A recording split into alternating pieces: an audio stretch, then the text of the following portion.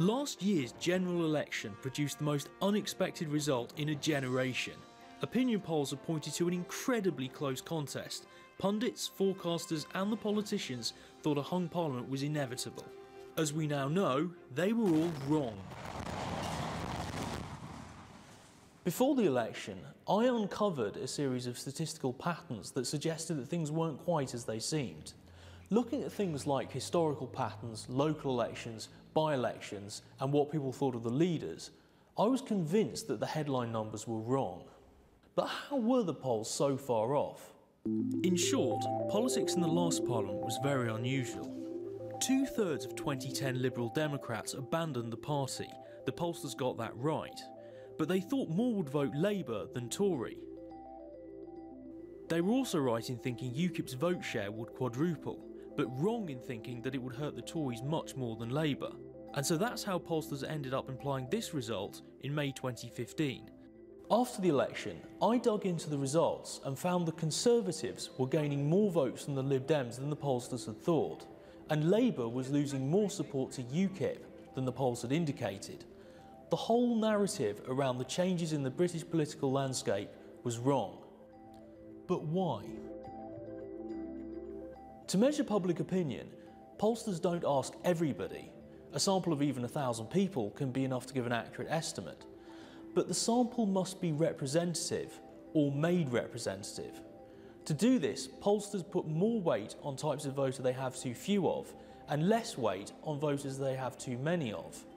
This time around, the sampling process went wrong. The British election study, conducted after every general election, uses a different method.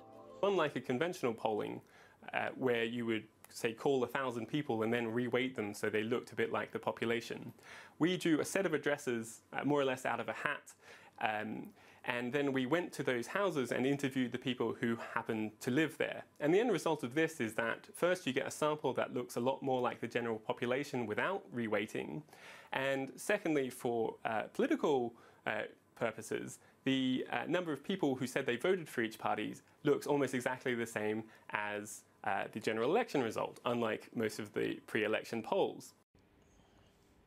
My analysis suggests that they ended up with too many politically engaged people. Sampling was behind the error. The younger respondents weren't representative of their age group. It's as if they were putting too much weight on Twitter users with a political axe to grind.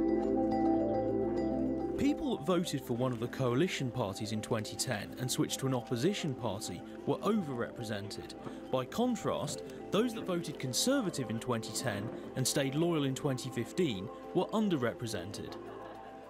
In simple terms, we need more people who don't engage with politics in any way, who don't engage with politics, who don't vote. We overestimated the turnout at the election, so we'll be wanting to do a better job on that next time around.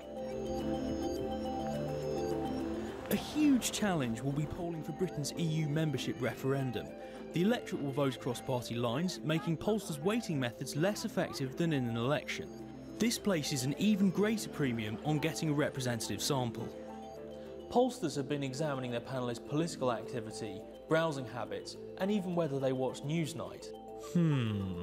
If they're going to get this right, pollsters really need to work towards more representative samples.